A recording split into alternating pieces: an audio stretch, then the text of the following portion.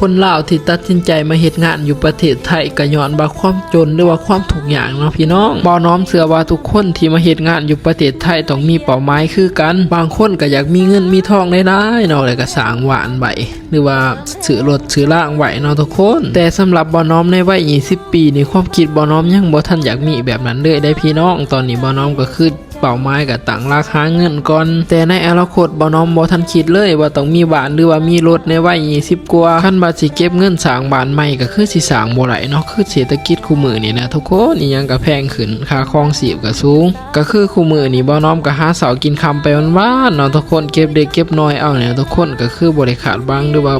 มีความฝันอีหยังมากมายดอกเนาะทุกคนตอนยังน้อยบ่น้อมก็บ่ได้ฮู้หยังหรอกเนาะทุกคนว่าพ่อแม่เพิ่นหาเงินบ่ทุกอย่างสำไรลำบากสำไรเนาะทุกคนอยากได้นั่นอยากได้นี่ก็สิเอาเนาะหรือว่าขาดพ่อแม่เนาะเวลาไปตลาดเนาะส่วนตัวทุกคนเองได้มีเป้าหมายแบบไรแน่ลองคอมเมนต์มาบอกว่าน้อมในเด้อทุกคนสบายดีสวัสดีครับผม